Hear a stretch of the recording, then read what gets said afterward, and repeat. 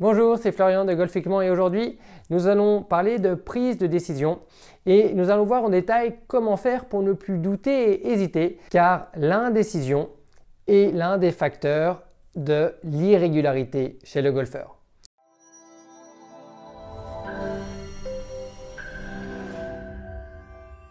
Alors, est-ce que ça vous est déjà arrivé de vous retrouver au-dessus de la balle, prête à jouer, être encore en train d'hésiter entre jouer un fer 7 ou un fer 8 sur ce par 3 où il y a de l'eau à survoler?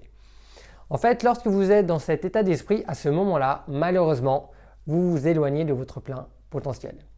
En fait, l'idée, c'est lorsque vous avez un coup à jouer sur tous les secteurs de jeu, c'est de prendre toutes les informations nécessaires pour réaliser le coup que vous avez imaginé, donc la distance, le vent, le côté safe, le dénivelé, votre forme aussi du jour, le lie. Et ensuite, une fois que vous avez pris toutes ces informations en considération, c'est de valider votre choix du club, de trajectoire et votre point de chute.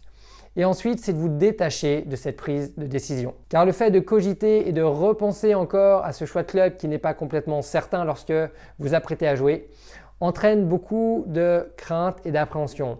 Et lorsque vous êtes dans cet état-là, vous ne pouvez pas jouer à 100% de votre plein potentiel. Vous allez peut-être jouer qu'à 50 ou 60% car vous serez dans la retenue.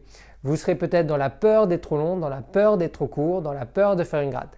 En fait, souvent, là, le joueur est dans l'anticipation des conséquences négatives que ce coup-là pourrait avoir.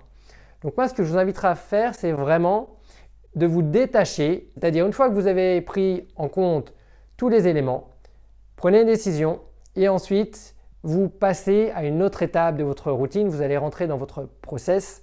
Donc si vous voulez d'ailleurs que je revienne plus en détail sur cette notion de routine et de process, likez cette vidéo et j'y reviendrai beaucoup plus en profondeur. Et si jamais vous êtes à l'adresse et que vous êtes encore en train d'hésiter et que ce n'est pas complètement validé, n'hésitez pas à ressortir, à refaire votre routine, à reprendre les informations tout en respectant le temps de jeu. Mais il est très important de respecter ce coup-là, de donner le meilleur de vous-même.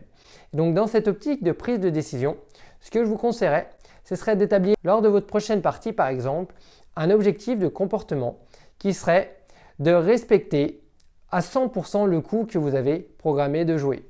Alors quand je dis jouer à 100%, encore une fois, ce n'est pas jouer en sur-régime, c'est juste jouer le coup que vous avez imaginé et éviter de jouer en retenue où vous allez décélérer ou vous allez au contraire forcer le coup, ce qui peut entraîner également des problèmes de contact. Et vous allez voir que le fait d'avoir un vrai objectif qui est fixé et qui est lié à cette notion d'engagement, progressivement vous allez vous détacher de cette notion de contrôle et le fait d'avoir cette attention-là sur votre prochaine partie ou sur les prochaines, ça va devenir une habitude et automatiquement vous allez avoir beaucoup plus d'engagement sur chaque coup. Et si vous souhaitez aller plus loin, je vous invite à télécharger gratuitement mon livre numérique dans la description de la vidéo, Le chemin de la régularité, 9 clés pour progresser et améliorer votre jeu. Voilà, moi je vous dis à très vite pour une prochaine vidéo, prenez soin de vous et à bientôt. Golfiquement, bye bye.